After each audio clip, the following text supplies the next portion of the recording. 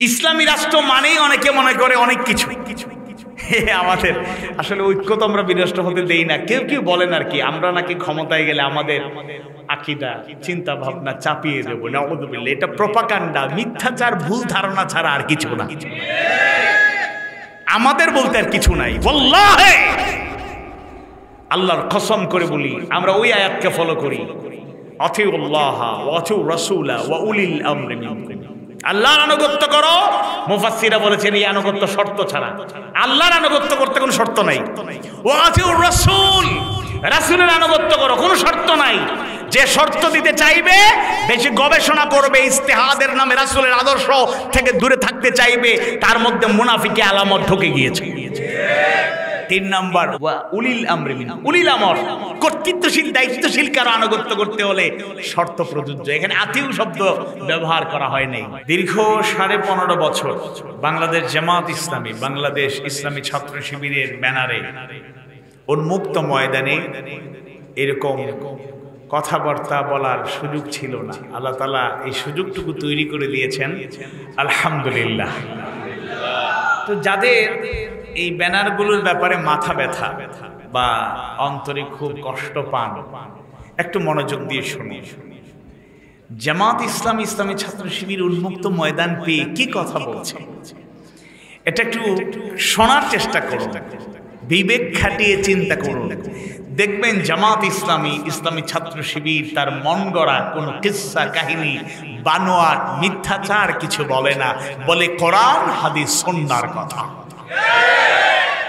ইউরিদুনা লিইউতফিউ নূরাল্লাহি বিআফওয়াহিহিম ওয়াল্লাহু মুতিম্মু নূরিহি ওয়ালাউ কারিহাল কাফিরুন।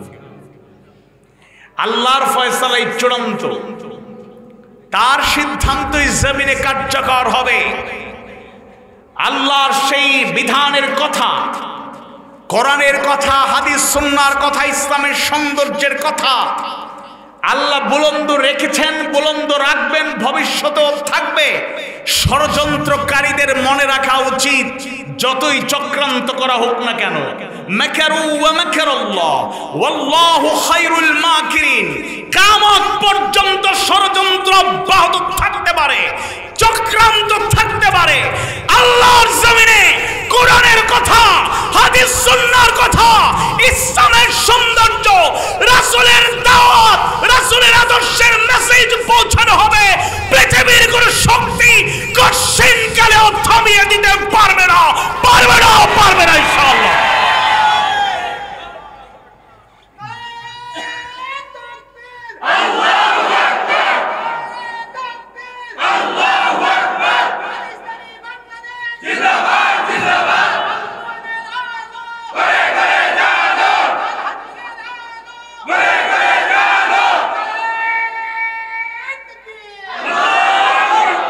ادعو إلى سبيل ربك بالحكمة والموعظة الحسنة وجادلهم بالتي هي أحسن।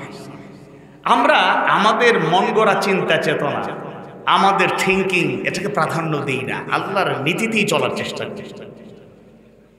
কওলান মা'রুফা, কওলান কারীমা, কওলান লাইয়িনা, কথা বলার ক্ষেত্রে এই বেসিক কনসেপ্টগুলো আমাদের আছে। আল্লাহর রাসূলের 23 বছরের নবুয়ত জিন্দেগির চিন্তা একটু করুন। ওহী পাওয়ার পরেই প্রকাশ্যে দাওয়াত শুরু করেন নাই। বিশ্বনবী সাইয়্যিদুল মুরসালিন মুহাম্মদুর রাসূলুল্লাহ সাল্লাল্লাহু আলাইহি ওয়াসাল্লামের বয়স যখন 40 পূর্ণ হয়ে গেল, আল্লাহ সুবহানাহু ওয়া তাআলা জিবরাইল আলাইহিস সালামকে নাজিল করলেন। ইলমুল ওহীর ধারাবাহিকতা শুরু হয়ে গেল, নাজিল হয়ে গেল সূরা আলাকের প্রথম 5টি আয়াতে কারিমা। বিসমিল্লাহির রহমানির রহিম। ইকরা বিসমি রাব্বিকাল্লাযী খালাক খালাকাল ইনসানা মিন আলাক ইকরা ওয়া রাব্বুকাল আকরাম আল্লাযী আল্লামা বিল কলম আল্লামাল ইনসানা মা লাম ইয়ালাম। আল্লাহু আকবার। আল্লাহ রাসূল আল্লাহর নীতিতে আল্লাহর নির্দেশে 3 বছর গোপনে দাওয়াত দিলেন। আবার ওয়া'আযির আশীরাতাকাল আকরাবিন আয়াত নাযিলের মধ্য দিয়ে প্রকাশ্যে দাওয়াত শুরু হয়ে গেল। 10টা বছর মক্কায় 3 বছর গোপনে তেমন কোনো সমস্যা হয়নি, প্রকাশ্যে দাওয়াতের পরই বিরোধিতা শুরু হয়ে গেল, চরম বিরোধিতা। 10টা বছর কঠিন চ্যালেঞ্জ মোকাবেলা করতে হয়েছে, সাহাবায়ে কেরামকে শাহাদাতের পেয়ালা পান করতে হয়েছে, রক্ত দিতে হয়েছে, এমনকি সাইয়্যিদুল মুরসালিন সাইয়্যিদুল আম্বিয়া মুহাম্মদুর রাসূলুল্লাহ সাল্লাল্লাহু আলাইহি সাল্লাম তায়েফের প্রান্তরে রক্তাক্ত হয়েছেন। এই 10 বছরে প্রতিকূলতা থাকার পরও নির্দেশ আল্লাহ, প্রকাশ্যে দাওয়াত শুরু। আল্লাহর পরবর্তী ফয়সালা আসার আগ পর্যন্ত আল্লাহর রাসূল নিজে চিন্তা করে সিদ্ধান্ত পরিবর্তন করেন নাই। সাহাবায়ে কেরাম হাসি মুখে শাহাদাতের পেয়ালা পান করেছেন, হিজরতের জন্য প্রস্তুতি নিয়েছেন, আল্লাহর বিধান উল্টিয়ে নিজেদের চিন্তা কোন পথ বেছে নেন নাই, জীবনের ঝুঁকি নিয়ে সামনে এগিয়ে গিয়েছেন। আমরাও তাদের উত্তরসূরি থাকতে চাই।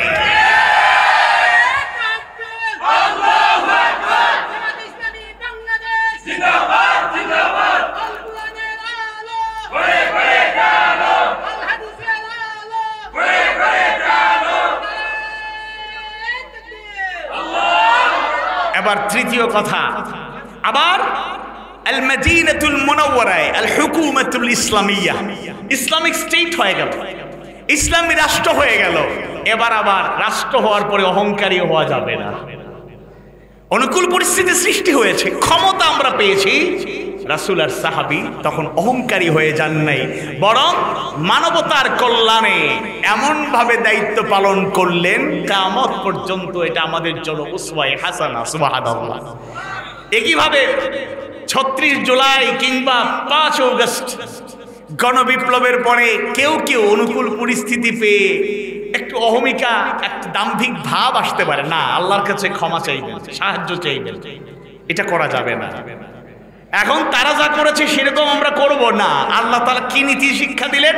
ওয়ালা তাস্তাউইল হাসানাতু ওয়ালাস সাইয়্যিআহ, ভালো আর মন্দ কখনো এক হতে পারে না। ইদফা বিল্লাতি হিয়া আহসান, মন্দের জবাব দিতে হবে ভালো দিয়ে, ইনশাআল্লাহ। আপা কাছাকাছি আছে, চট করে ঢুকে যেতে পারেন। একটা সংবাদ কালকে দেখলাম, উনার জন্য একটু খারাপ লাগলো। প্রিয় জায়গা, প্রিয় ঠিকানা, যাদের জন্য উজাড় করে সব দিলেন তারাও তাকে রাখতে চায় না। মধ্যপ্রাচ্যের কোন একটা দেশে কোন জায়গায় গিয়ে উনি আবার দেশে আসার ব্যবস্থা হবে, আল্লাহ তুমি কবুল করো। তো উনি চট করে যদি ঢুকে যান, আমরা সতর্ক আছি, মেহমানদারি করতে প্রস্তুত ইনশাআল্লাহ, তবে আইন হাতে তুলে নেওয়া যাবে। এটা নীতি পরিপন্থী। এত বড় ক্ষমতাশীল একজন লোক আপনি আমি বিচার করলে কি হবে? আর আপনার আইন সাইফুল্লাহ ভাই বললে নতুন আইন করবো আমরা, বা সাইফুল্লাহ ভাই আপনি সবর করেন, ধৈর্য ধরে, নতুন আইন করবো না। আমাদের ম্যাডাম, আমাদের আপা, উনি যে আইন তৈরি করেছিলেন জুলুম করার জন্য, উনি যে ট্রাইব্যুনাল গঠন করেছিলেন থিঙ্ক ট্যাঙ্ক, বুদ্ধিজীবীদের পরামর্শে, আইনজ্ঞদের পরামর্শে, আমরা জাস্ট ওনার তৈরি করা আইন, ওনার তৈরি করা ট্রাইব্যুনালে উনি জালেম হিসাবে দুনিয়াতে যেভাবে ইতিহাস রচনা করেছেন, ওনার শাস্তি এমন হবে পৃথিবীর ইতিহাসে বিরল ব্যতিক্রম দৃষ্টান্ত হয়ে থাকবে। মক্কায় যখন আবার ঢুকলেন, মক্কা বিজয় হলো, ইসলামের বেসিক কনসেপ্ট কিন্তু থাকতে হবে। আমভাবে একটা সিদ্ধান্ত, আবার খাস ভাবে আরেকটা সিদ্ধান্ত। আমরা জুলুমবাজ হতে চাই না, কিন্তু আল্লাহ তার রাসূলের নীতির বাহিরেও যেতে চাই না। আল্লাহ তার রাসূলের নীতি যদি কঠিন হয়, আমরা কঠিন হতে বাধ্য, দলিল ছাড়া চলবে না। সূরা ফাতহের 29 নম্বর আয়াতে আল্লাহ তাআলা কি বলছেন? আউযু বিল্লাহি মিনাশ শাইতানির রাজীম, মুহাম্মাদুর রাসূলুল্লাহ, মুহাম্মদ সাল্লাল্লাহু আলাইহি ওয়াসাল্লাম আল্লাহর রাসূল, ওয়াল্লাযীনা মাআহু, আর তাদের সাথে, তার সাথে যারা আছেন অর্থাৎ সাহাবায়ে কেরাম, তাদের কয়েকটা গুণাবলীর মধ্যে দুইটা, এক আশিদ্দাউ আলাল কুফফারি রুহামাউ বাইনাহুম, তারা কুফফারদের ব্যাপারে, কাফেরদের ব্যাপারে বজ্র কঠোর, রুহামাউ বাইনাহুম, আর নিজেদের জন্য অত্যন্ত কোমল। সুবহানাল্লাহ। মক্কা বিজয় হয়ে গেল, আমভাবে ক্ষমার ঘোষণা। আবার কম বেশি 14-18 পুরুষ নারী সহ কিছু নাম তালিকাভুক্ত, চিহ্নিত। আল্লাহ রাসূল বললেন এদের কোনো ক্ষমা নাই। এমনকি আল্লাহর রাসূলের হাদিস, বানোয়াট কোনো কথা নয়। রাসূল বললেন এদের কেউ যদি কাবার খিলাফ ধরেও থাকে, সেই জায়গা থেকে নিয়ে এসে তাদের উপর তাদের পানিশমেন্ট কার্যকর করা হবে। যদি এরকম আয়নাঘর তৈরি করে জুলুমের নতুন ধারা যারা তৈরি করেছে, লাখো লাখো পরিবারে এখনো চোখের পানি শুকিয়ে গিয়েছে, কান্না থামছে না। আর এরকম জুলুম পড়ার পর উদারতা দেখিয়ে তাদেরকে যদি ছাড় দেওয়া হয়, এটা নিজেদের বিবেকের প্রতি জুলুম করা হবে। তাদের প্রাপ্য তাদেরকে বুঝিয়ে দিতে হবে, this is Islam, this is ideology. শুধু ইসলাম না, মানবিক দিক থেকে বাংলাদেশ নয়, দুনিয়ার যে ল আছে, আইন আছে, আদালত আছে, এটাই হলো জাস্টিস, এটা ইনজাস্টিস নয়। আল্লাহ তাআলা আমাদেরকে বোঝার তৌফিক দিন, বলুন আমিন। আমি খুব দীর্ঘ কথা বলবো না, আর অনেক কমন কথাবার্তা হয়েছে। আমি আসুন দুজন প্রতিনিধি, দুজন আমার দায়িত্বশীল, লোকমান ভাই হাফিজাহুল্লাহ, সাইফুল্লাহ হুসাইন ভাই হাফিজাহুল্লাহ, ওনারা জনপ্রতিনিধি। ওনারা যে সমাজের স্বপ্ন আমাদেরকে শোনান, যে রাষ্ট্রের পরিকল্পনা আমাদেরকে দেন, এই সোনার রাষ্ট্র, ওইরকম একটি সমাজ ব্যবস্থা, ওইরকম একটি রাষ্ট্র গড়তে হলে আল্লাহ তার রাসূলের নীতি কি, তার থেকে কিছু অংশ কিভাবে করা যায়, এটার বৈশিষ্ট্য কি কি, একটু কোরআন হাদিসের আলোকে আলোচনা করবো। আল্লাহ তুমি তৌফিক দাও। আল্লামাহুল বায়ান, কথা বলার শিক্ষা দিয়েছেন কে? এটা আওয়াজ বাড়ি বলুন, কে? আল্লাহ। আর কিছু কিছু কথায় আবার আমার মতো নরমাল কথা না, অনেক অসাধারণ কথা বের হয়। ইন্না মিনাল বায়ানি লাসিহরান, রাসূলের ভাষায় নিশ্চয়ই কিছু কিছু বক্তৃতা আছে জাদুর প্রভাব। সুবহানাল্লাহ। এটা নেগেটিভলি না, পজিটিভলি। যেমন শহীদ আল্লামা দেলাওয়ার হোসেন সাঈদী রাহিমাহুল্লাহ, তার মতো বাংলাদেশে জনপ্রিয়তা এখন আছে অনেকেরই, আলহামদুলিল্লাহ, সবাই নাম জানেন। আল্লামা সাঈদীর মতো, আমি একটা প্র্যাকটিক্যাল কথা বলছি, বাংলাদেশের বর্তমানে সবচেয়ে ভাইরাল টপ 10 দাইলাল্লাহ মুফাসসিরদের যদি আপনি বলেন, তাহলে আমি কাছ থেকে জানি, আমি নিজেও ময়দানে একটানা 2 ঘন্টা 2.5 ঘন্টা কথা বলে লোকদের ধরে রাখা সো টাফ। আল্লামা সাঈদী ব্যতিক্রম বাংলাদেশে বা দুনিয়াতে, এরকম বিরল। তিনি 3.5 ঘন্টা 3 ঘন্টা দুয়াশো আলোচনা করতেন, লোকেরা বিরক্ত হওয়া দূরের কথা, অপেক্ষায় থাকতো এই কথা থেকে মনে হয় সামনে আরো সুন্দর কথা আছে। সুবহানাল্লাহ।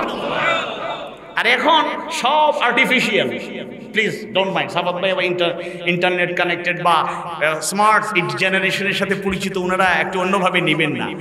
এখন আমরা যে সোশ্যাল মিডিয়ায় অটো ভাইরালের মাধ্যমে আমরা গ্রহণযোগ্যতা অর্জন করেছি, আমি বিশ্বাস করুন কাছ থেকে দেখেছি, 1 ঘন্টা আলোচনা শেষ হতে না হতেই লোকজন বাড়ির দিকে রওনা হয়ে যায়। একেবারে প্র্যাকটিক্যাল কথা, আপনি যদি যাচাই করতে চান, আপনি বড় বড় মাহফিল সামনে হবে, ইনশাআল্লাহ যাবেন, দেখবেন এটাই হলো বাস্তবতা। আল্লাহ সবাইকে আরো যোগ্যতা বাড়িয়ে দিন, বলুন আমিন। আওয়াজ বাড়িয়ে বলুন আমিন। তো ইসলামী সমাজ, আমরা এখানে কি অসামাজিক না। 36 বা এই এলাকাগুলোতে আমি কিছু খোঁজখবর নিয়েছি, আপনারা খুব ইউনিটি আপনাদের মধ্যে আছে। হ্যাঁ, ইউনিটি স্ট্রেংথ, আরবিতে বলে আল ইত্তিহাদ কুওয়া, ইউনিটি শক্তি, ঐক্যই শক্তি, এটা থাকা দরকার। তো আমরা, man is a social being, unsocial না। মানুষ ন্যাচারালি সামাজিক জীব, তাই একটা সমাজ ব্যবস্থা গড়ে উঠেছে। আমাদের দেশে যে সমাজটা আমরা দেখছি, ইসলাম এইরকম সমাজ চায় না।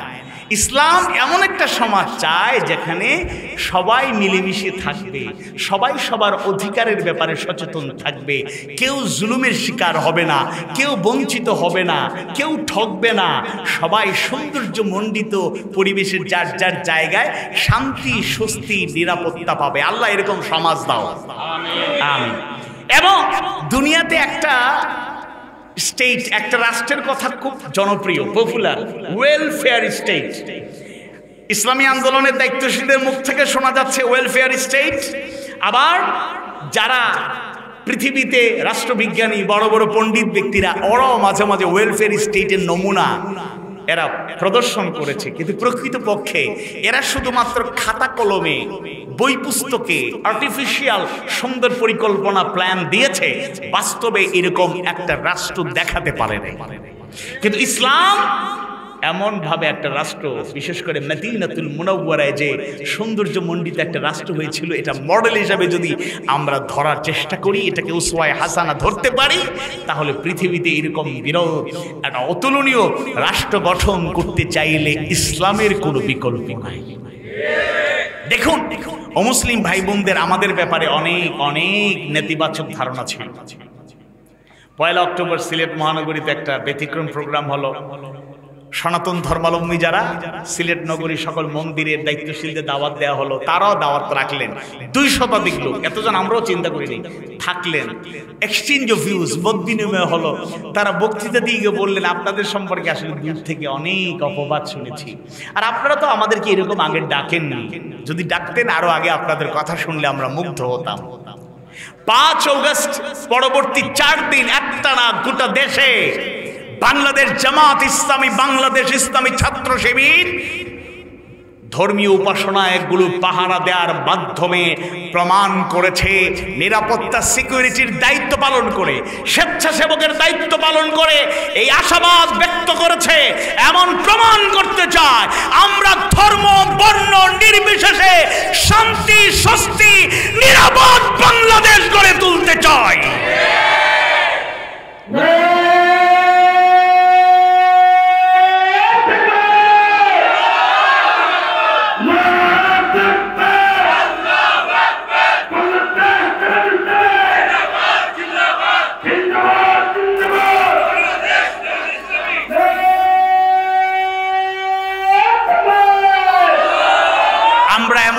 বসুন্ধরা করে তুলতে চাই, সবাই সবার কল্যাণ কামনা করে। রাসূলের সেই হাদিস আমরা প্রায় বলতে গিয়ে ছোট প্রথম অংশটা বলি, আদ-দীন ওয়ান নাসিহা। দিন মানে হচ্ছে ইসলাম, মানে হচ্ছে কল্যাণ কামনা করা। আমি আজকে এর বাকি অংশটুকু আপনাদের শোনাতে চাই। যখন আল্লাহ রাসূল বললেন আদ-দীন ওয়ান নাসিহা, দিন হচ্ছে কল্যাণ কামনা, বর্ণনায় এসেছে সালাতান, তিনি 3 বার এই কথাটি বললেন। সুবহানাল্লাহ। দিন হচ্ছে কল্যাণ কামনা, দিন মানে হচ্ছে কল্যাণ কামনা, দিন মানে হচ্ছে কল্যাণ কামনা। কল্যাণ, সাহাবীরা বললেন লিমান, কার জন্য এই কল্যাণ কামনা? খালা, আল্লাহ রাসূল সাল্লাল্লাহু আলাইহি ওয়াসাল্লাম বললেন, এক লিল্লাহি, কল্যাণ কামনা কার জন্য? আল্লাহর জন্য। ওয়ালি রাসূলি, আর তার রাসূলের জন্য। ওয়ালি কিতাবি, তার কিতাবের জন্য। ওয়ালি আইম্মাতিল মুসলিমিনা, আর মুসলমানদের মধ্যে যারা কর্তৃত্বশীল দায়িত্বশীল তাদের জন্য। সর্বশেষ বললেন ওয়া আম্মাতিহি, এবং আমভাবে সকলের জন্য, জনসাধারণের জন্য। সুবহানাল্লাহ। আমরা যদি এরকম একটা সমাজ গড়ে তুলতে চাই, দ্বীনের আলোকে, ইসলামের আলোকে, ইসলামের দৃষ্টিভঙ্গিকে সামনে রেখে, কোরআন হাদিস সুন্নাহর সৌন্দর্যকে সামনে রেখে, যেই দিন যে আদর্শ শিক্ষা দেয়, আমরা পারস্পরিক একে অপরের কল্যাণ কামনা করব, আল্লাহর জন্য কল্যাণ কামনা করব, তার রাসূলের জন্য কল্যাণ কামনা করব, তার কিতাবের জন্য কল্যাণ কামনা করব, আর মুসলমানদের যারা বিভিন্নভাবে নেতৃত্ব দেন তাদের কল্যাণ কামনা করব, আর আমভাবে সকল মানুষের জন্য, জনসাধারণের জন্য কল্যাণ কামনা করব। আল্লাহ সুবহানাহু ওয়া তাআলা সূরা আলে ইমরানের 110 নম্বর আয়াত কারিমায় এই কথাই আগে জানায়া দিলেন, কুনতুম খায়রা উম্মাতিন উখরিজাত লিন-নাস তা'মুরুনা বিল মা'রুফি ওয়া তানহাউনা আনিল মুনকার। কুনতুম খায়রা উম্মাহ, তোমরাই সর্বোত্তম জাতি। উখরিজাত লিন-নাস, তোমাদেরকে মানুষের জন্য তথা মানুষের কল্যাণের জন্য প্রেরণ করা হয়েছে। তা'মুরুনা বিল মা'রুফ, তোমরা সৎ কাজের আদেশ করবে। ওয়া তানহাউনা আনিল মুনকার, আর তোমরা অসৎ কাজে নিষেধ করবে। সুবহানাল্লাহ। আল্লাহ রাসূল সাল্লাল্লাহু আলাইহি ওয়াসাল্লাম সেই আদর্শ বাস্তবে দেখিয়ে গেলেন। আল্লাহর রাসূল ওই সমাজের ধারাকে সমাজ ব্যবস্থাকে ভবিষ্যতেও অব্যাহত রাখার জন্য এমন মানুষ তৈরি করে গেলেন যারা পরবর্তীতেও এই ধারাবাহিকতা রক্ষা করেছেন। তন্মধ্যে অন্যতম অর্ধেক পৃথিবীর রাষ্ট্রনায়কের দায়িত্ব পালন করেছেন আমিরুল মুমিনিন ওমর ইবনুল খাত্তাব রাদিয়াল্লাহু আনহু। সুবহানাল্লাহ। সেই ঘটনা কারো অজানা নয়। আমিরুল মুমিনিন ওমর ইবনুল খাত্তাব রাদিয়াল্লাহু আনহু অন্যতম সুন্দর একটা বৈশিষ্ট্য ছিল, তিনি প্রায় গভীর রাতে সাধারণ জনসাধারণের মতো বের হয়ে যেতেন। কোনো নিরাপত্তা রক্ষী কিংবা সফর সঙ্গী তার লাগতো না, বের হয়ে যেতেন, খোঁজ খবর নিতেন। এবং সেই ঘটনা আমরা জানি, একেবারে সংক্ষেপে শোনাতে চাই। গেলেন, এক নারীকে দেখলেন বাচ্চাদেরকে খাবার দিতে পারছে না, সান্ত্বনা দিতে গিয়ে রান্না বান্নার অভিনয় করছে। তিনি খবর নিলেন, যখন জানতে পারলেন ঘরে খাবার নাই, বাচ্চাদেরকে সান্ত্বনা দেওয়ার জন্য মমতাময়ী মা এই অভিনয়টুকু করছেন, আমিরুল মুমিনিন দেরি করলেন না, সোজা বাইতুল মালে চলে আসলেন। নির্দেশ দিলেন, ভালো করে বস্তাবন্দি করো, খাবার দাবার প্রস্তুত করে একটা বস্তাবন্দি করে আমাকে দাও। পর্যাপ্ত খাবার দাবার বস্তায় বন্দি করে আবার কর্মকর্তা জিজ্ঞেস করলো, আমিরুল মুমিনিন কোথায় নিয়ে যাব? তিনি বলেন, কোথাও নিয়ে যাওয়া লাগবে না, বস্তাটা আমার কাঁধে দাও। সুবহানাল্লাহ। আমিরুল মুমিনিন বলেন, আমার কাঁধে দাও। কর্মচারী বলল, ইয়া আমিরুল মুমিনিন, আমরা তো নির্ধারিত কর্মচারী, আমাদের দায়িত্বই হলো তৈরি করা, পৌঁছে দেওয়া, এটা তো আপনার দায়িত্ব নয়।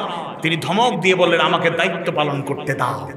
আমার রাজ্যে, আমার অধীনে মানুষ না খেয়ে থাকে, আর আমি তাদের জন্য একটু কষ্ট করব না, আল্লাহর কাছে কি জবাব দেব? আল্লাহু আকবার।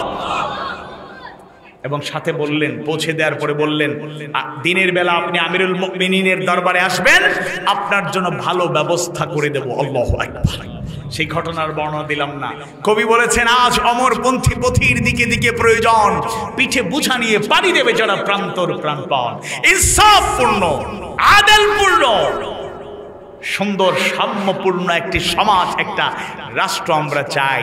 আমাদের 53 বছরে আমরা যা পেয়েছি, ব্যতিক্রম আদর্শবাদী দলের নেতৃবৃন্দ ছাড়া, রেসপন্সিবল ব্যক্তিরা ছাড়া, উল্লেখযোগ্য নেতারা, প্রতিনিধিরা আমাদেরকে ধোঁকা দিয়েছে। নির্বাচনের আগে আসলো, কলা গাছের সাথে কুলাকুলি করে, ভালো কথা। চট্টগ্রামের আনোয়ার আর মন্ত্রী সাহেব, আমি ওই এলাকাতে সফর বেশি করি তো টুকটাক জানি, খারাপ না। সিলেটের অনেকের ব্যাপারে নাও জানতে পারি, তাদের ব্যাপারে আরেকটু আপডেট। ও তার জুতা কেনার একটা সবকিছুর খবর আসলো। তো উনি যে ব্র্যান্ডের জুতা ইউজ করেন, জুতার দাম বেশি না বাংলাদেশি টাকায় মোটামুটি 9.5 লাখের, মানে 10 লাখের কাছাকাছি। এক জোড়া জুতার দাম কত? 9.5 লাখ, বুঝেন? আর স্যুটের দাম নাই বললাম। ওই নেতারা নির্বাচনের আগে স্যুট কুট পইরা একেবারে কাদা মাটির সাথে কৃষকের সাথে কুলাকুলি করার জন্য যায়। এবার সামনের পিছন থেকে পিএস, তাদের তো অভাব নাই, বলতেছে, বস লিডার কি করছেন? কাপড়, স্যুট, জুতা নষ্ট রাখো। আমাদের সোনার মানুষেরা, এরাই আসল সোনা, খাঁটি সোনা ফসল ফলায়, এরাই আমাদের জীবনের চাইতে, আমাদের প্রাণের চাইতে প্রিয়। কুলাকুলি নির্বাচনের পর আপনি কেন, আপনার গ্রামের বড় নেতাও 5 বছরের সরাসরি না, ইউটিউবে, ফেসবুকে, গুগলে সার্চ করলে কোথায় আছেন পাওয়া যায়। টিভিতে মাঝে মাঝে দেখা যায়, সরাসরি দিদার নসিব হয় না। লম্বা লম্বা বক্তৃতা তো শুনলাম, 53 বছর দুর্নীতিমুক্ত বাংলাদেশ চাই। খবর পাওয়া যায় তিনি দুর্নীতির বড় পুত্র।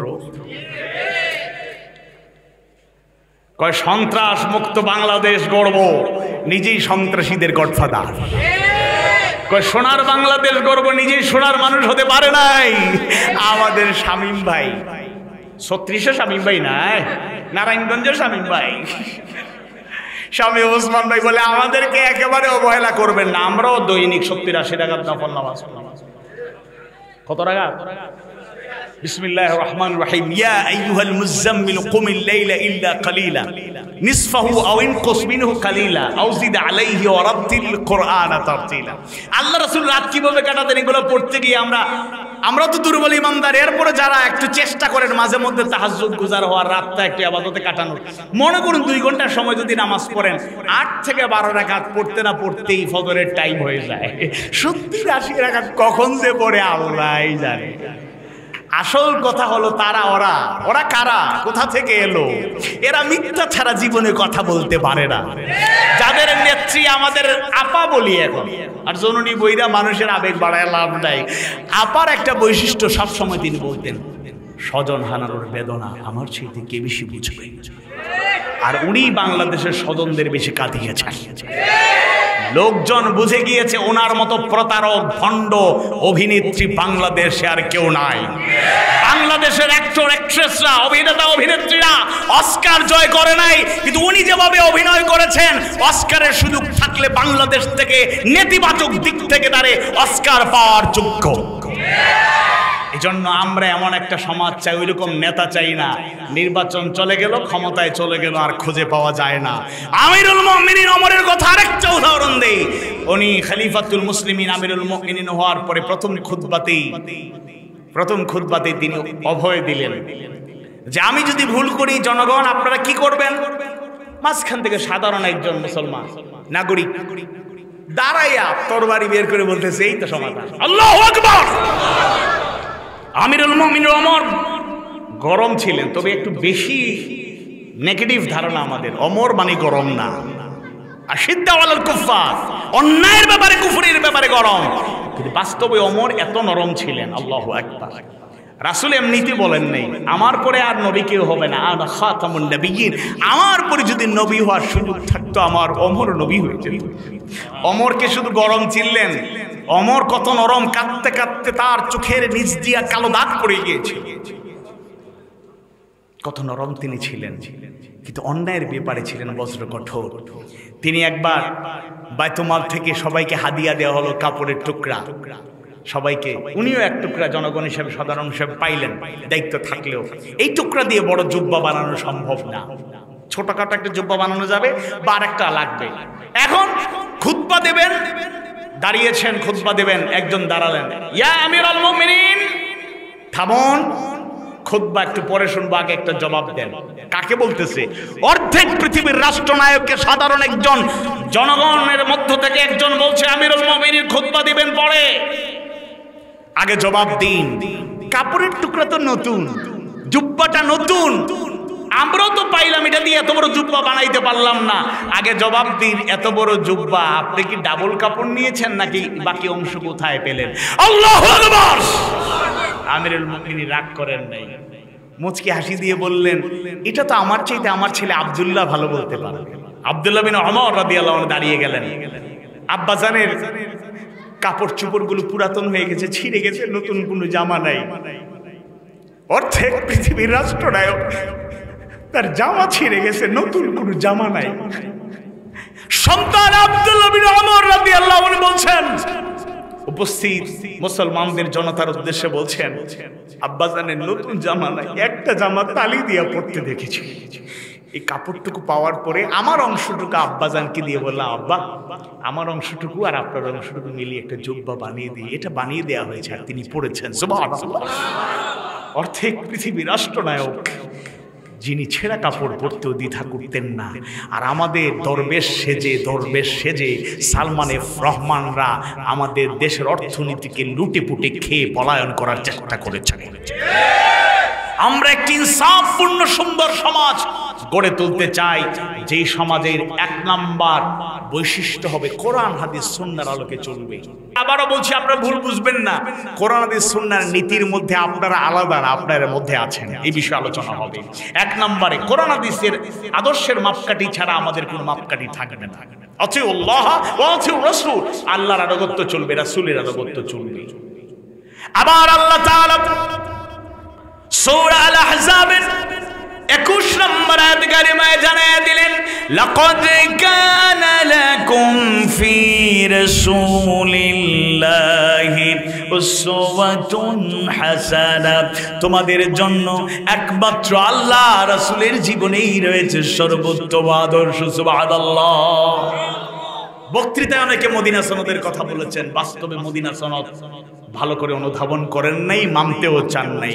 মদিনা সনদের আদলে মদিনা সনদকে মডেল হিসেবে গ্রহণ করে বর্তমান প্রেক্ষাপটকে সামনে রেখে এরকম যদি একটা চুক্তি, এরকম একটা কমিটমেন্ট, এরকম একটা কনস্টিটিউশন, এরকম একটা যদি আইডিওলজি সামনে রাখা যায়, তাহলে ধনীরা ধনী হওয়া আর গরিবরা গরিব হওয়ার নীতি আর থাকবে না।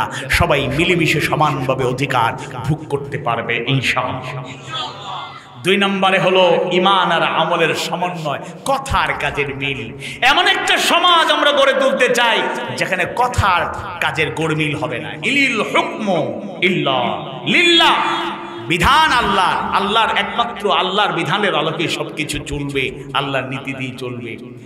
ইয়া আইয়ুহাল্লাযীনা আমানু লিমা তাকুলুনা মা লা তাফআলুন।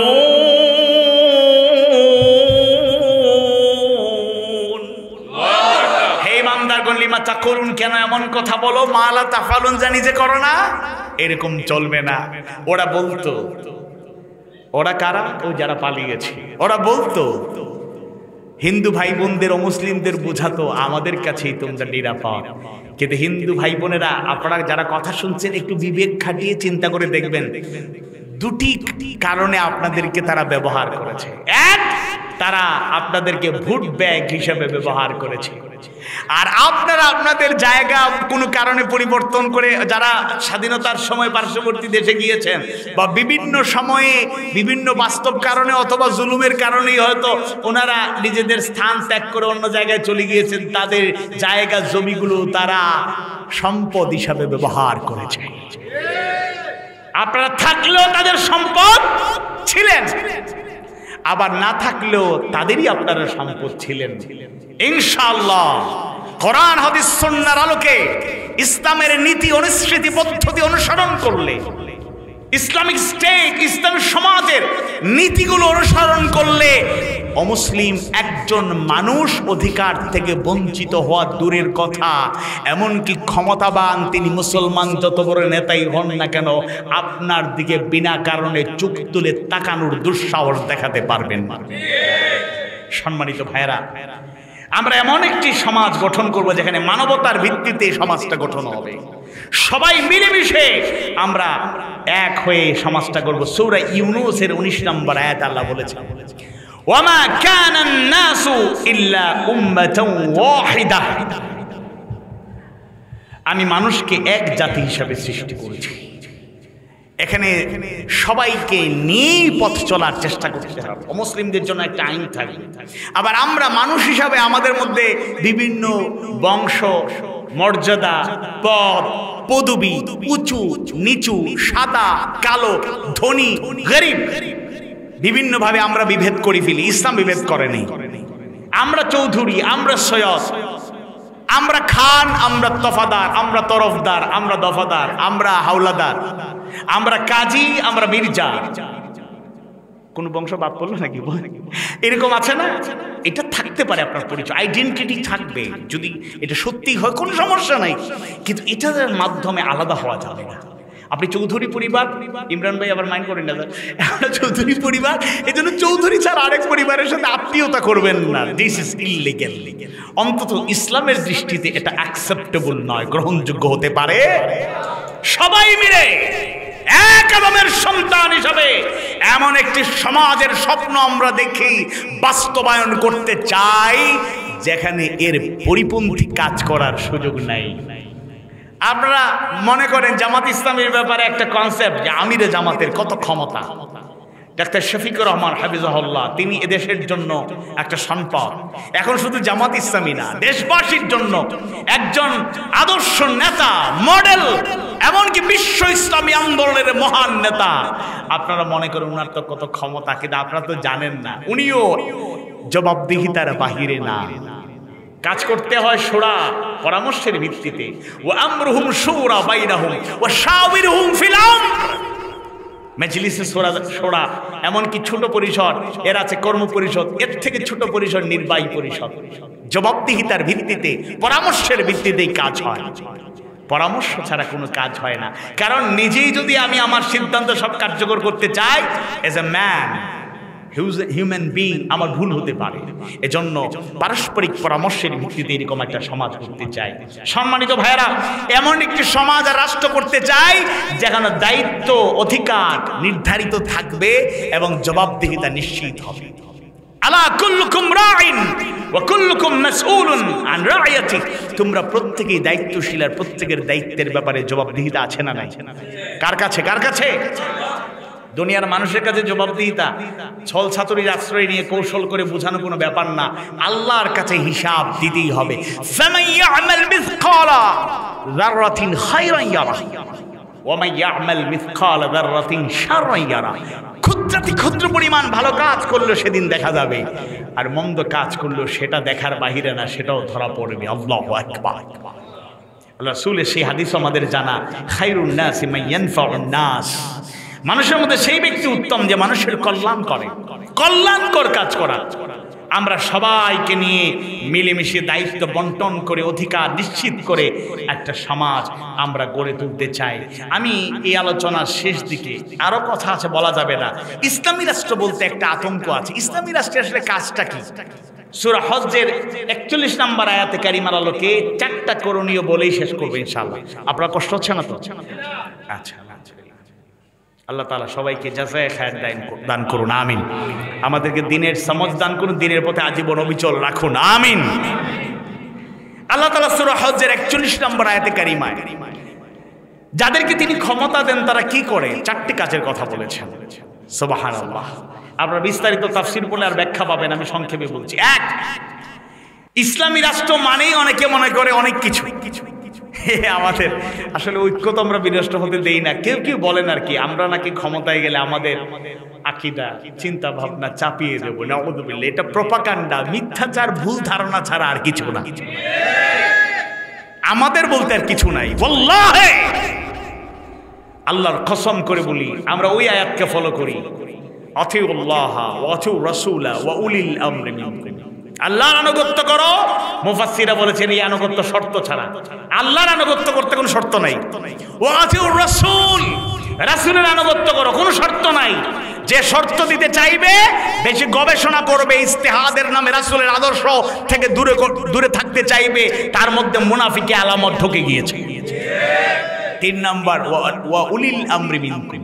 ওয়া উলিল আমরি মিনকুম, উলিল আমর, কর্তৃত্বশীল দায়িত্বশীল কারো আনুগত্য করতে হলে শর্ত প্রযোজ্য। এখানে আতিউ শব্দ ব্যবহার করা হয় নাই, শর্ত প্রযোজ্য।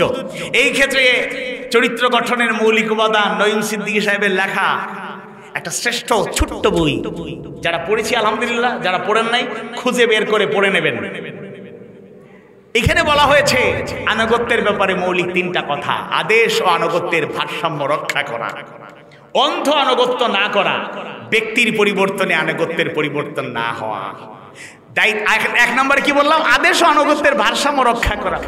এখন একজন দায়িত্বশীল বললেন, এই আমার গাড়িটা একটু ভালো করে মুছে দাও, ধুয়ে দাও, সাফ করে দাও।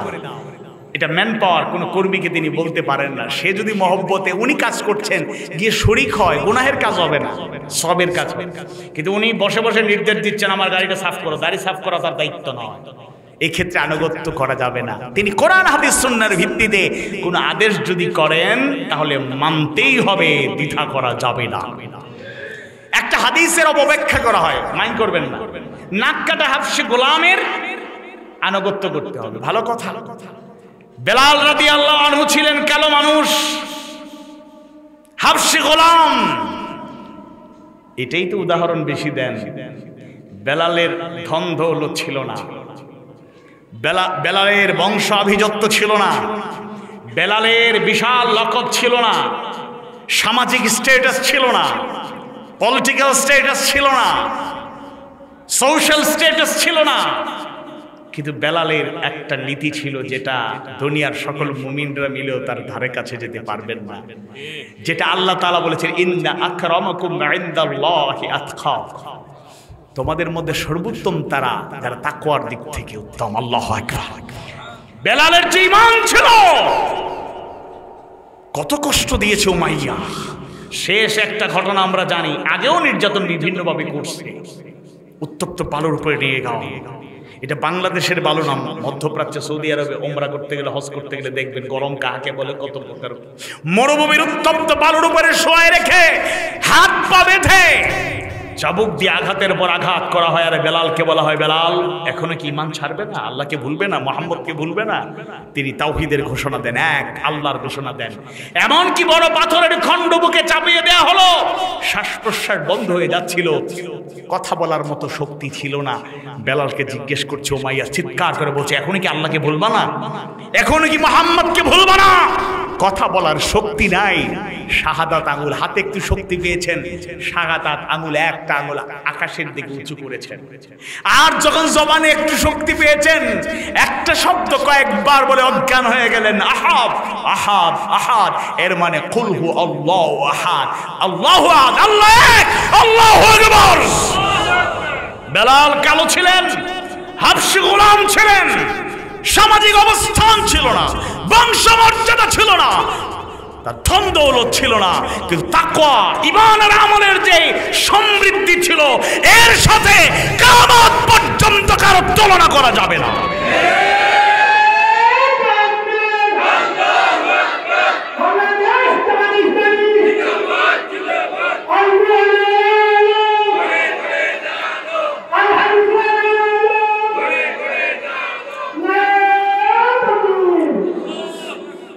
দ্বিতীয়ত, অন্ধ আনুগত্য করা যাবে না।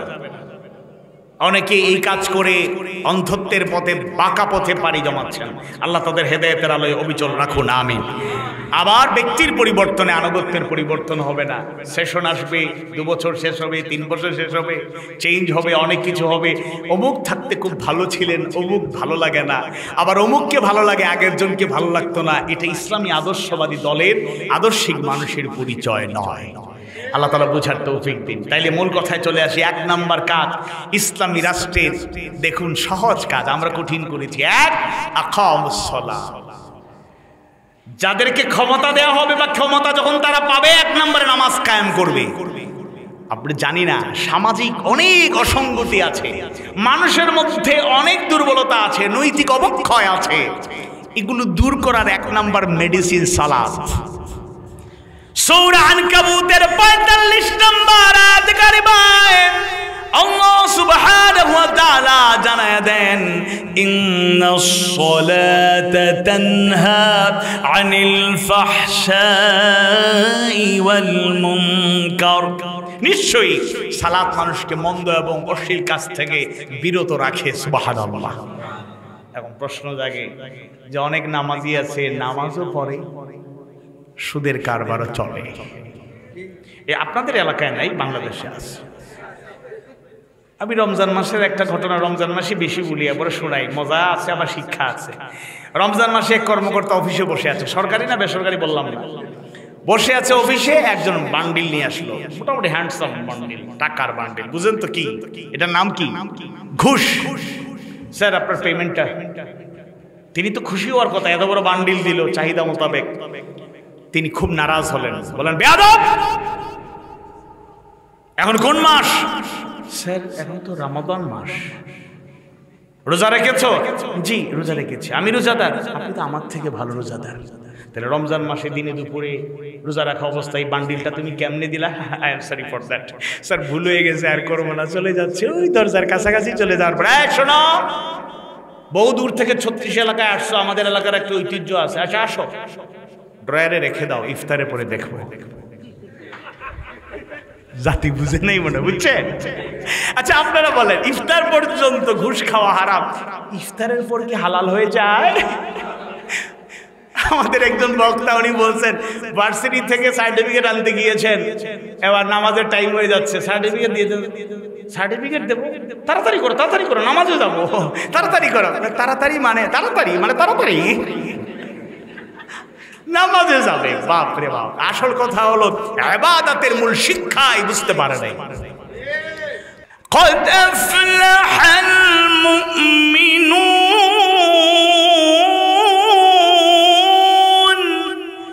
الذين هم في صلاتهم خاشعون। قد أفلح المؤمنون، অবশ্যই মুমিনরা সফল হয়েছে। তাদের এক নাম্বার গুণ আল্লাযীনা হুম ফি সলাতিহিম খাশিউন, যারা তাদের সালাতের মধ্যে থাকে বিনয়াবনত, মানে খুশু খুদু থাকে।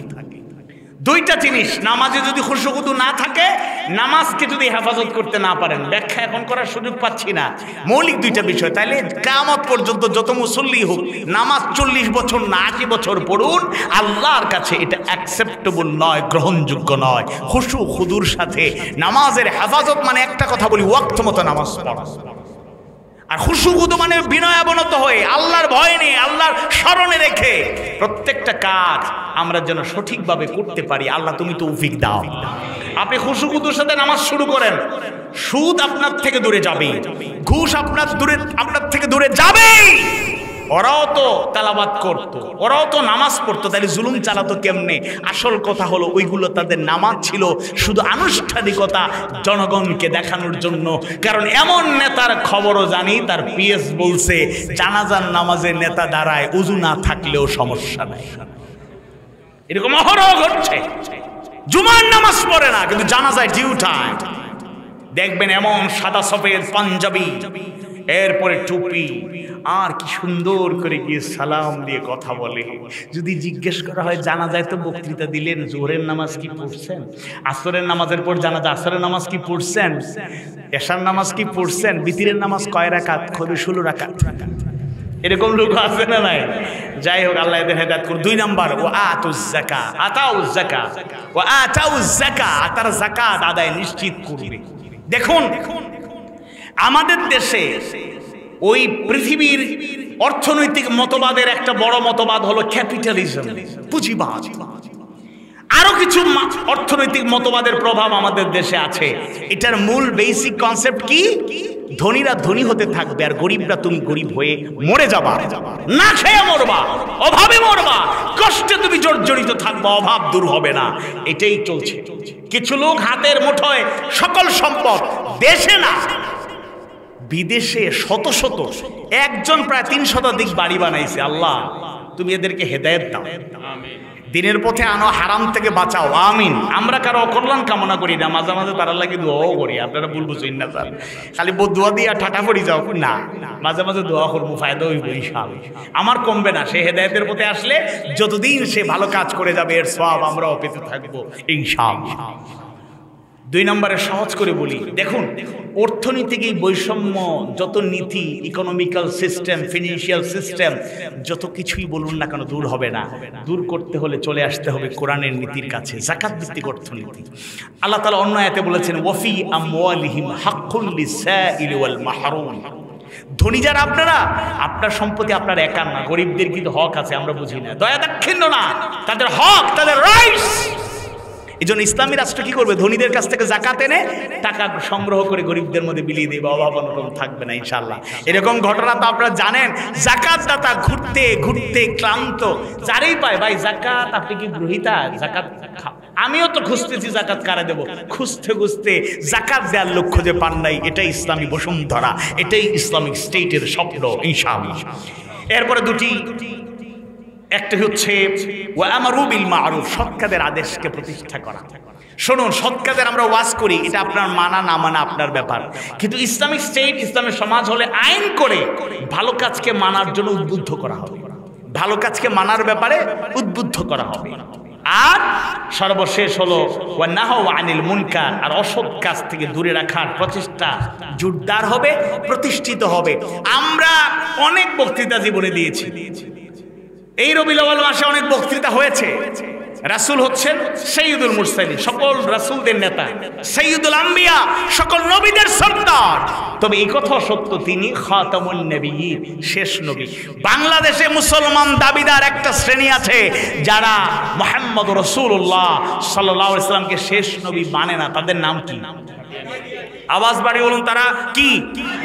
এই সেকুলার যারা বিভিন্ন জাগতিক মুভমেন্ট যারা রাষ্ট্র পরিচালনা করেছেন তাদের কাছেও দাবি দেওয়া হয়েছে, একটা সরকার এটা গ্রহণ করে নাই, তাদের ঘোষণা দেয় নাই। ইনশাআল্লাহ ইসলামী সমাজ ব্যবস্থা হলে এরকম প্রকাশ্য কুফরি যারা করবে আইন করে তাদের ব্যাপারে ব্যবস্থা নেওয়া হবে।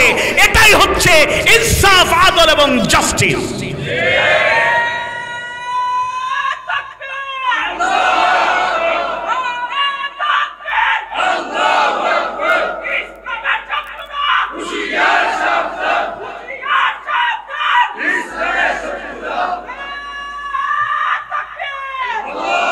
আসলে সময় তো দেখি 43 হয়ে গেছে, মুরব্বীদের কথা বলে যায়। সেই বলে বলছিলেন 45 পর্যন্ত চালান, আমি বলছিলাম আর আগে শেষ করিলে, কিন্তু গিলা 45। মুরব্বী বলতে হি মুরব্বী নাই, উনি আমাদেরই মানুষ, উনি খুব আসলে আমাদের খুব কাছের মানুষ।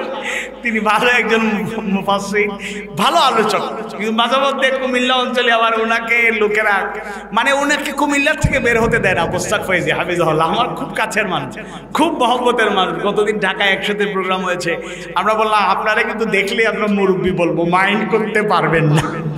প্রোগ্রামে আমরা ছিলাম 24 জনের মধ্যে 23 জন, সবাই কোনো না কোনো ভাবে আমরা দেখা হলে মুরব্বী পানি খান, পানি খান। আচ্ছা, খাওয়া দাওয়ার সময় মুরব্বী খাচ্ছেন তো আপনার পাশে বসে খাই, আমরা মজা করলাম। যাই হোক, তো মুরব্বী আমাদের সিলেট অঞ্চলে হতো, যে কোনো বয়স্ক বড় ভাইকে বা বড় ব্যক্তিকে আমরা মুরব্বী বলি, যদিও এটা এখন দুনিয়াময় ছড়িয়ে পড়ছে আলহামদুলিল্লাহ। যাই হোক, কথার বাড়াতে চাই না, সম্মানিত উপস্থিতি, আমি চেষ্টা করলাম রাসূলের সিরাতের অনেক দিক টুকটাক কিছু বলেছি, আর পাশাপাশি এটা বিস্তারিত আলোচনা নয়, সার সংক্ষেপ একটা ইসলামী সমাজ ব্যবস্থা, একটা ইসলামী রাষ্ট্রের স্বপ্ন যারা দেখি, এটা বাস্তবায়ন করা কিভাবে যায় বা কি কি বৈশিষ্ট্য এতে আছে, আমরা যদি নিজেরা উদ্যোগ নিই, আর একটু গবেষণা করি, আর একটু পড়ার চেষ্টা করি, আমরা আরো ভালো ধারণা অর্জন করতে পারবো ইনশাআল্লাহ।